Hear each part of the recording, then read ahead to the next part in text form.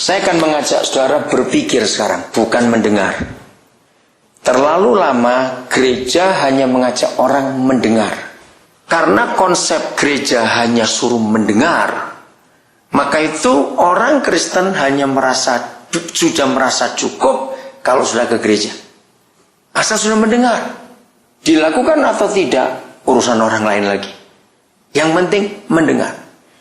Nah, sudah bertahun-tahun Roh Kudus membawa saya untuk tidak mengajak orang Kristen mendengar, tapi berpikir. Apa bedanya mendengar dan berpikir? Beda sekali. Saudara, Papa kita di surga adalah seorang pemikir. Katakan amin. Kalau dia bukan seorang pemikir, maka bumi gak akan seindah ini. Alam tidak akan seharmonis ini. Dan teknologi tidak akan sehebat ini. Jadi Papa kita itu seorang pemikir. Walaupun kita tidak boleh menggunakan logika kita untuk mengerti semua yang dia pikirkan.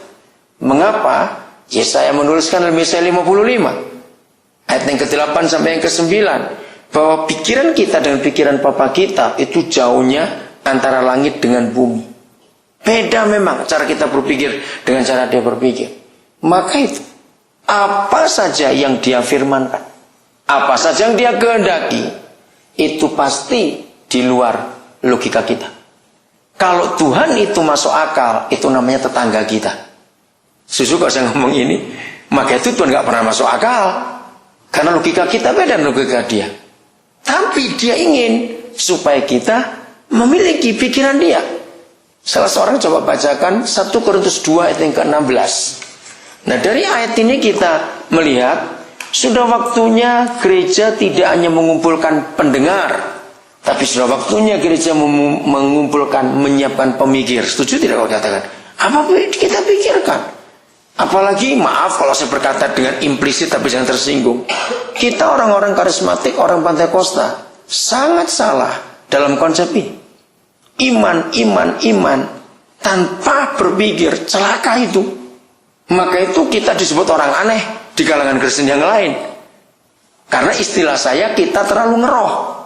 Ngerti kata itu? Nah, padahal tidak. Oke, salah seorang silakan baca 1 Korintus 2:16. Siapa aja boleh?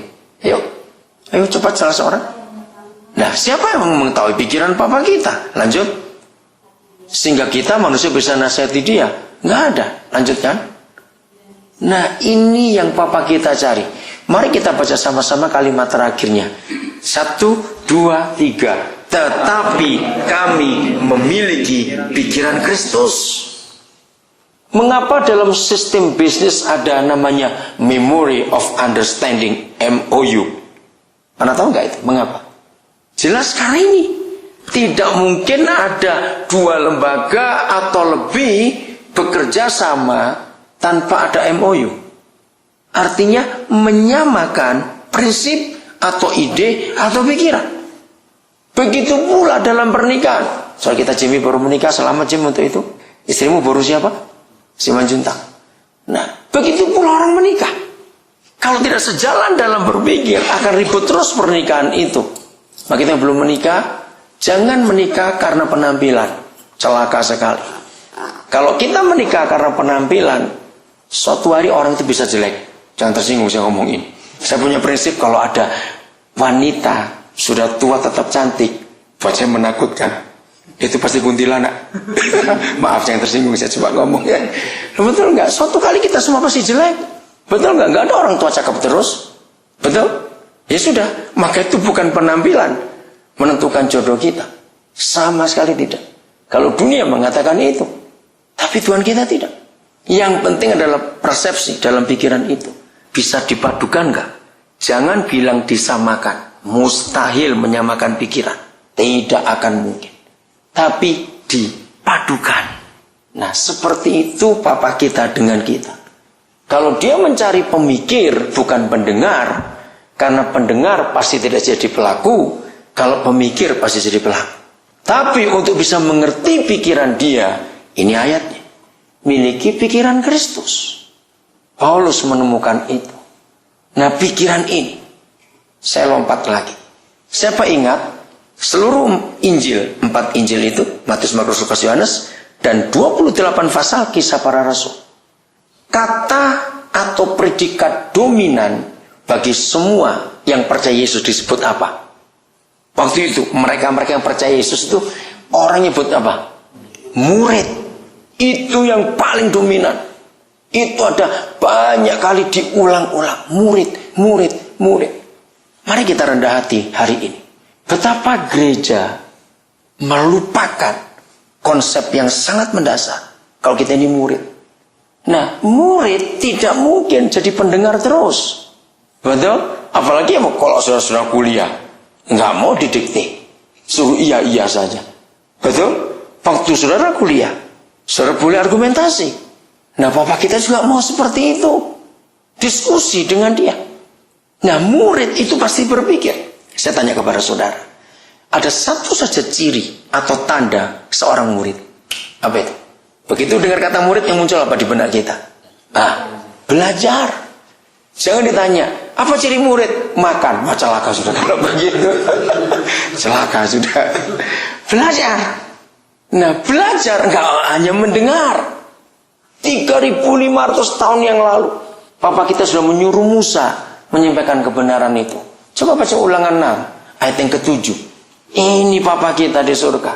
3.500 tahun yang lalu, kira-kira seperti itu.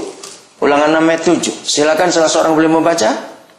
Haruslah engkau mengajarkannya berulang-ulang kepada anak-anakmu, dan membicarakannya apabila engkau duduk di rumahmu, terus, apabila engkau sedang dalam perjalanan, apabila engkau berbaring, dan apabila engkau bangun. Dalam literatur tertua yang pernah ditemukan oleh manusia tentang siapa yang pertama kali menulis kata pendidikan atau mengajar atau sejenis itu, ternyata dalam sejarah pendidikan di dunia, tulisan Musa ini adalah literatur tertua di dunia yang ada kata mengajar. Sampai hari ini belum ditemukan lagi tulisan lebih tua dari tulisan Musa. Dan tulisan ini ada kira-kira 3.500 tahun yang lalu. Bayangkan. Haruslah kamu mengajarkan berulang-ulang kepada anak-anakmu. Berarti itu perintah siapa? Untuk siapa? Haruslah kamu mengajarkan berulang-ulang pada anak-anakmu. Itu perintah untuk siapa? Orang tua. Untuk ayah ibu. Saudara, ternyata surga sudah punya konsep. Pendidikan yang terbaik bukan di sekolah, tapi di rumah. Guru terbaik adalah ayah ibu. Maka itu ketika manusia, maaf saya pakai kata nggak enak, tapi ini saya mau ucapkan. Ketika manusia dalam zaman free sex seperti ini, hanya asal bisa beranak. Jelek bukan dengan kata ini. Hanya bisa beranak, tapi tidak pernah mengarahkan anak-anak itu. Jadi rusak. Jadi sekolah favorit tidak ada. Sekolah favorit itu di rumah. Haruslah kamu mengajarkan. Enggak cuma sekali, 2 kali. Berulang-ulang. Tuhan Yesus saja ngajar berulang-ulang kepada 12 murid. Dan kita tahu dalam 4 Injil itu. Apa Tuhan Yesus pernah absen sehari karena sakit perut? Jawab, pernah tidak? Tidak. Hari Sabat saja masuk sekolahnya. Itu buat ribut orang Farisi dan ahli Taurat. Kamu enggak tahu diri. Melanggar kekudusan hari Sabat. Kenapa kamu masih ngajar? Bahkan, Yesus Tuhan pun tidak pernah menggantikan posisinya sekian jam aja untuk panggil guru cadangan. Tidak. Dia sendiri yang ngajar berulang-ulang. Contoh saja. Berapa kali dia berfirman kepada 12 saudara kita yang pertama itu. Bahwa aku harus mati di Yerusalem. Karena begini-begini. Tapi hari ketiga aku bangkit. Lebih dari sekali dia ngomong bukan. Toh mereka 12 bego semua. Kenapa bisa lupa? Pada saat berulang-ulang. Maka itu kita sebagai murid, saudara, belajar itu berulang-ulang. Nah, kalimat yang bagus itu kalimat berikutnya di ayat 7. Dan membicarakannya. Garis bawahi kata itu. Besok kalau saudara punya anak, ingat ini. Ternyata 3.500 tahun yang lalu, Papa kita sudah punya konsep. Jangan mendikte. Kata membicarakan itu akarnya adalah diskusikan. Maka itu kenapa 20 tahun terakhir ini sistem pendidikan dunia berubah. Sebelum itu Indonesia pakai dikte. Semua anak harus dengar guru. Nggak boleh bantah, nggak boleh usul. Itu cara-cara yang otoriter. Tapi sekarang sudah tidak bisa lagi. Papa sudah memberikan peraturan ini 3.500 tahun yang lalu. Bicarakan dengan anak-anakmu. Kata bicarakan itu aja diskusi. Minta pendapat mereka. Nah ini nggak ada di gereja. Kita cuma suruh dengar saja. Kita nggak pernah diminta pendapat.